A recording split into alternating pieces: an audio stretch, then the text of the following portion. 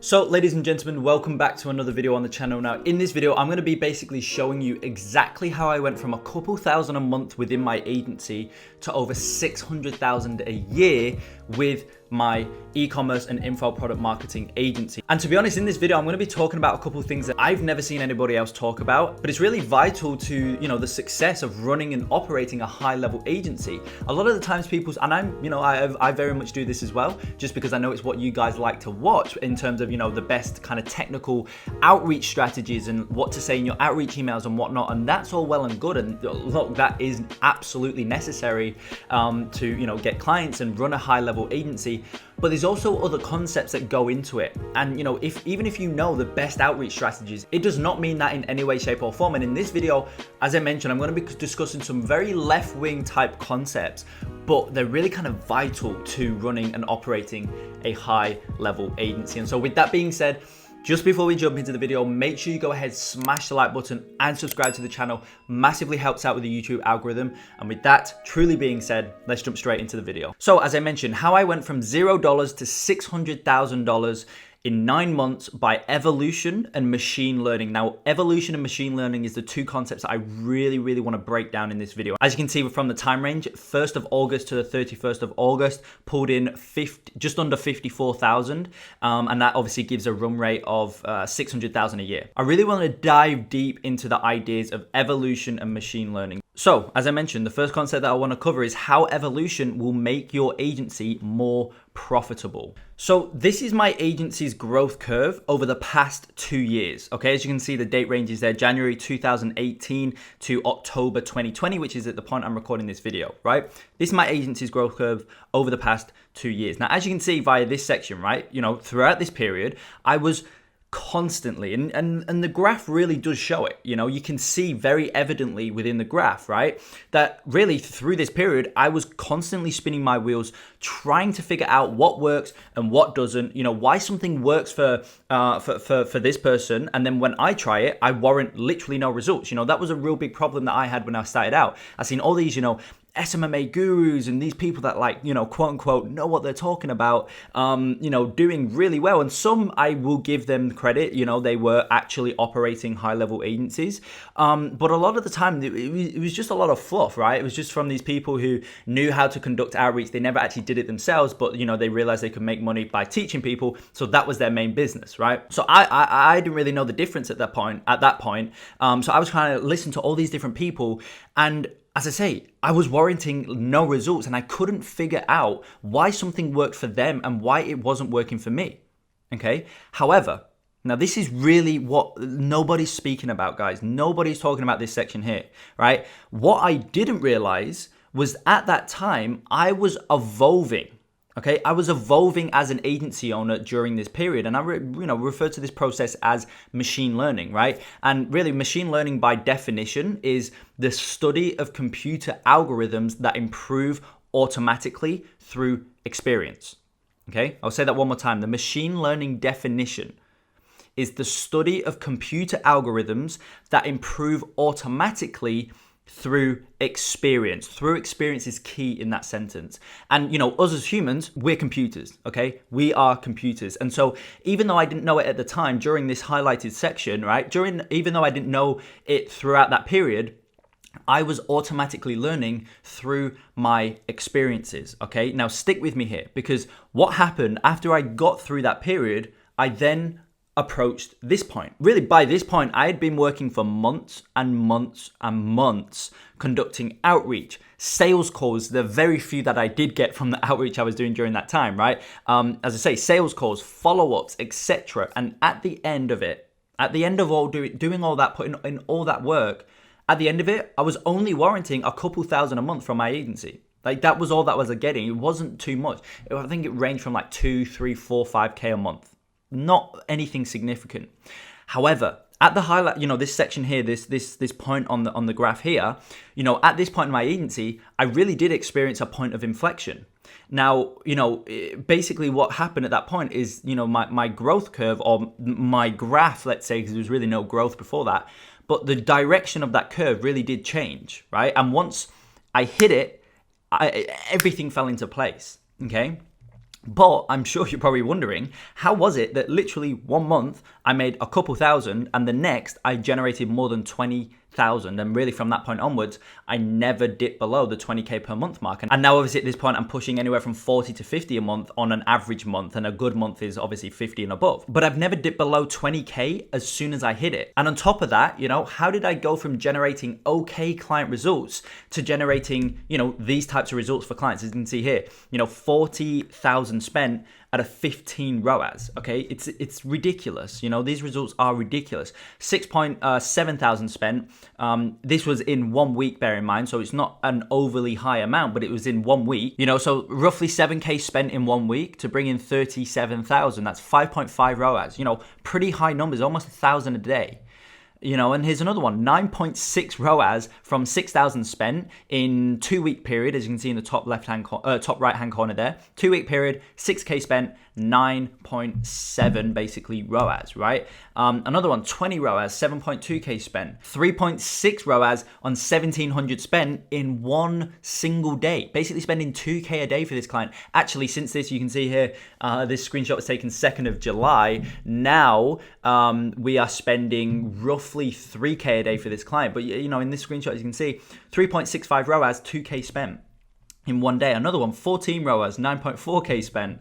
6.6 ROAS, 1.1 thousand spent in 1 day. This was 1 day, right? 6.6 ROAS on 1,100 spent.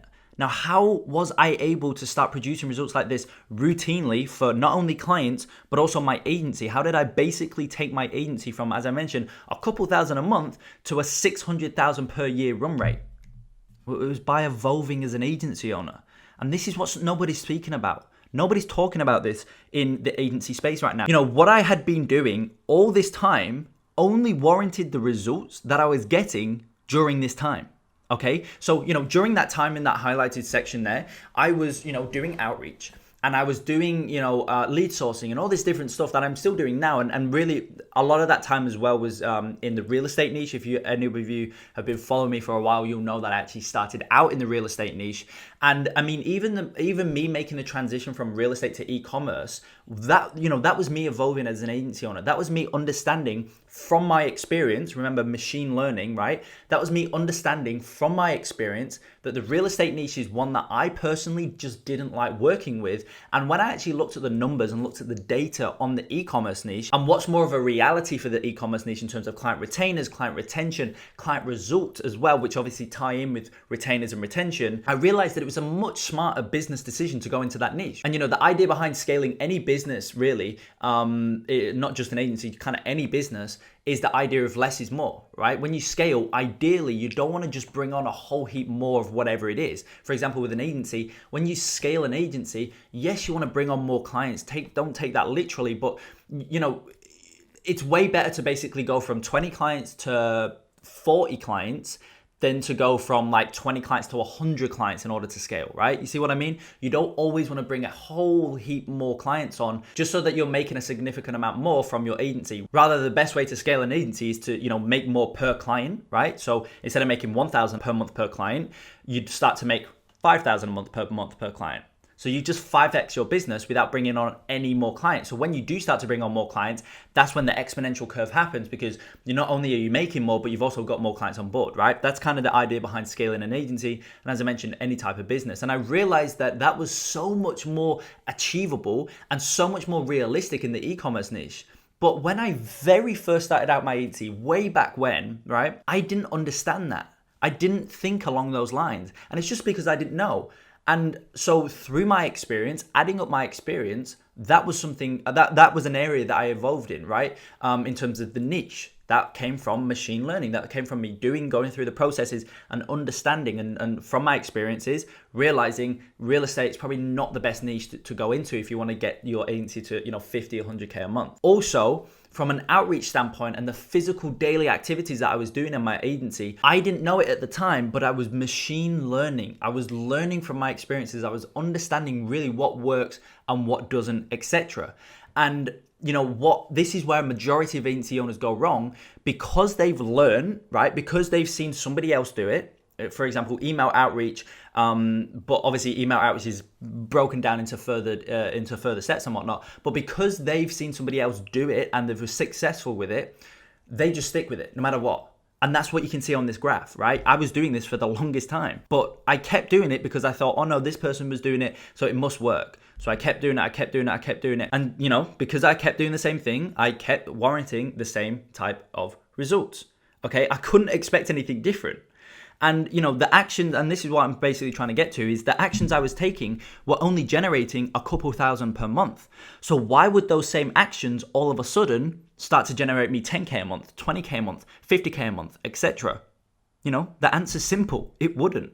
And I see this all the time within the Quantum Leap Ecom Agency program and the students within that community. For example, this morning, just literally an hour ago at the point of recording this video, one of the students posted that he set his first meeting. He's been in the program for, I think, a week and a half, and he set his very first ever meeting. And the way that he went about setting that meeting was by implementing what we go through in the program, and I actually give all the students exact scripts, word for word scripts. And one thing I mentioned in the program is to not use the scripts word for word, rather use the scripts for the structure, right? Because the word for word type stuff is how I speak. It's my personality. It's my voice. And so the results that other students get using my scripts is never as good as the results that I can get using my scripts, because it's mine.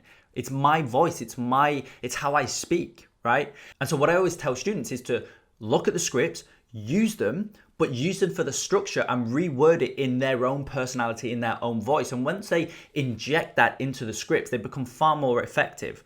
And that's what this student did. And because he kind of, understood that these work for me and they work for other students, he also understood that, just because it did work for me doesn't mean to say those exact same things are going to work for him. And so he changed it up, and already he's got his first meeting. Right, already, it's been a week and a half. He wouldn't have even finished the program yet, and he's already got his first meeting. And I see this all the time, and it's by evolving as a business owner, going through a process of machine learning, looking at your experiences and making your next decisions based on your learnings, based on your findings from that experience, if that makes sense. I hope that makes sense. It's very hard to, what I've got in my head, it's very hard to relay to you guys in a way that makes sense, but I hope this is kind of going about that in the right way. Okay, so as I mentioned, the actions that I was taking during this highlighted period in the agency were only warranting a couple thousand per month. So I couldn't expect me to start making 10, 20K, 50K a month, whatever, by still implementing on those same actions. It's physically impossible.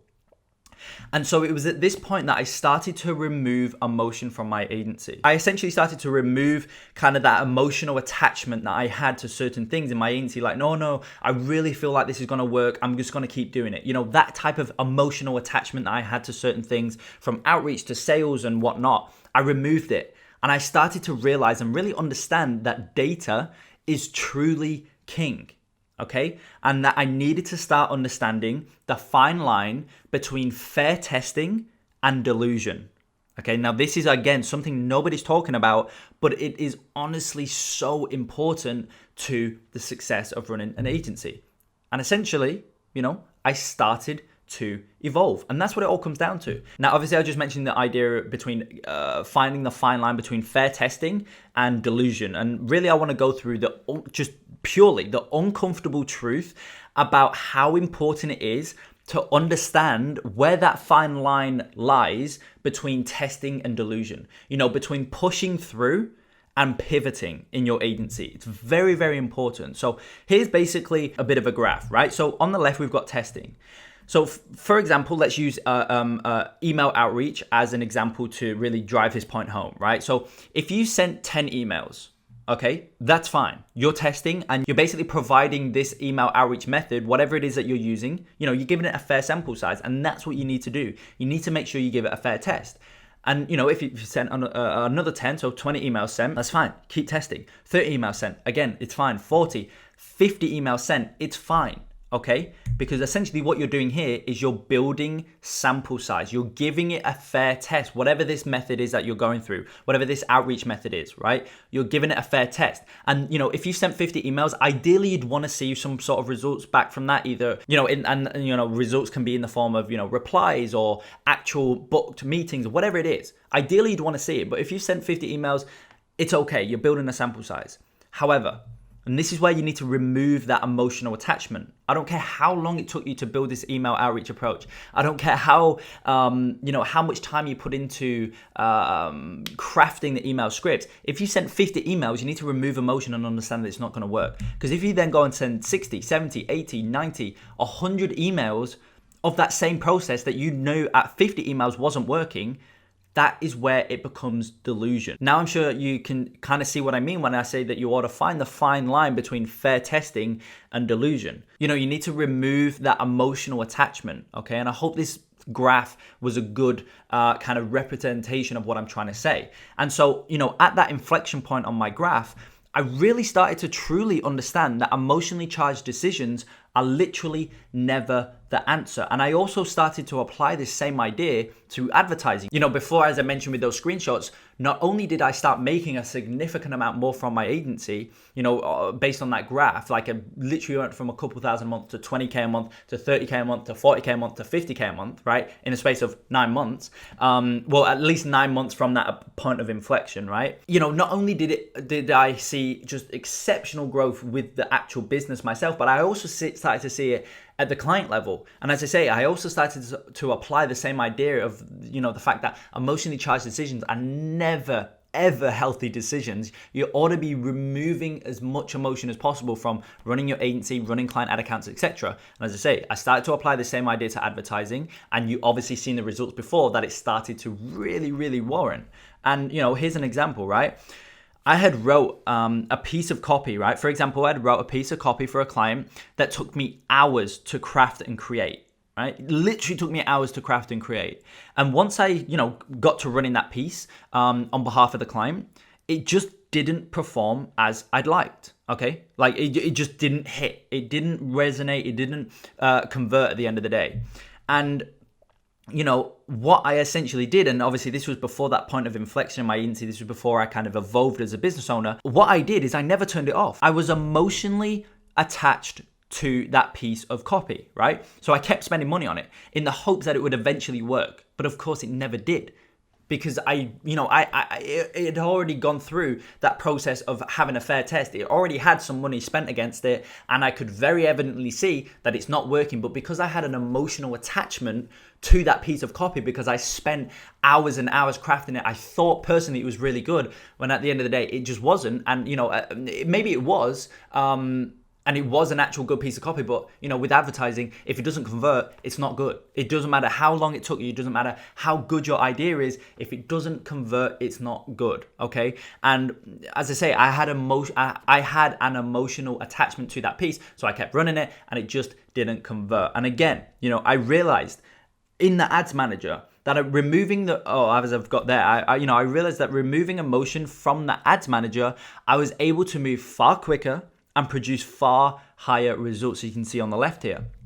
And really, by producing far higher results, Bax Consulting has become a far more sought after agency. E-com and info product owners have started to realize, especially on Facebook and my personal brand and whatnot, they've started to realize that we produce results, for clients. Like, we produce results. E-com and info product clients, there's really not too many other agencies out there that can produce the results that we do routinely for our client.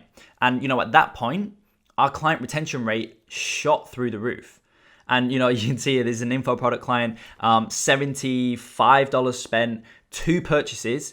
This is obviously retargeting, 14.45 ROAS, right? And the purchase conversion value is $1,100, and this is in one single day. And really, this is all stemmed from evolving and maturing as an agency owner. This is really what it stems from, evolving and maturing as an agency owner. So I know you're probably thinking, what is the moral of the story? What is the point of this video? What are you trying to get at? Well, first things first, you need to understand the difference between building a sample size / giving something a fair test and being delusional / making emotionally charged decisions. And this stems from outreach, advertising, team building, etc. Now, I know you may be thinking, like, team building, how does this apply to team building? Well, for example, if you bring on a new hire, one of the really good kind of quotes, if you like, I'm pretty sure it stems from Gary Vee. I may be wrong, but he says the secret to hiring is firing, and that's something that I've really, really figured out in my agency. From hiring appointment setters to copywriters to media buyers to all this other stuff, right? Content creators and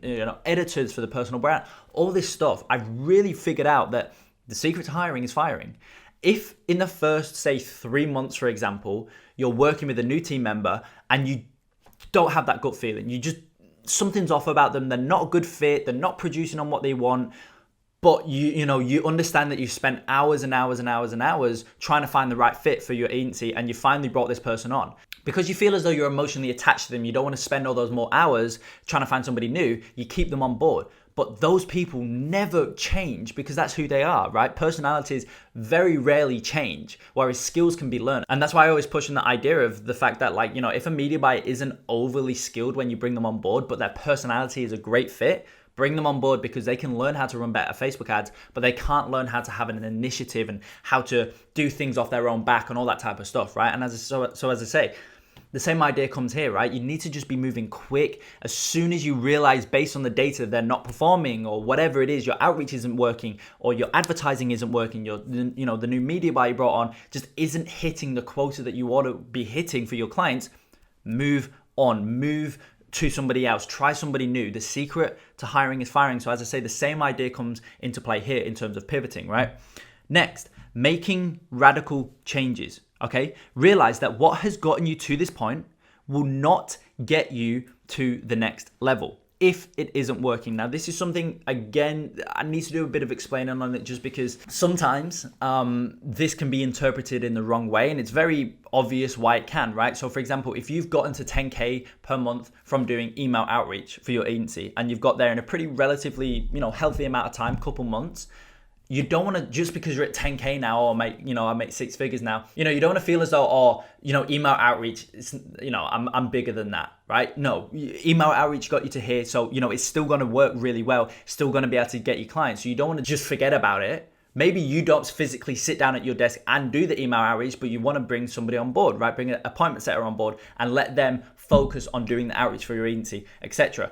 But what I'm trying to say is, back before with the graph, with that highlighted section where I wasn't, there was no movement, at that point, that's when I need to realize that what had gotten me to that point, it wasn't going to get me to 20, 30, 50K a month. It just wasn't, because it hadn't already. Okay. And so I needed to make those radical changes in my agency. And when I did, you've seen that point of inflection, and that's when things start to shoot up. Okay. Now, the last thing, and this is probably one of the most important things, it's machine learning. Okay.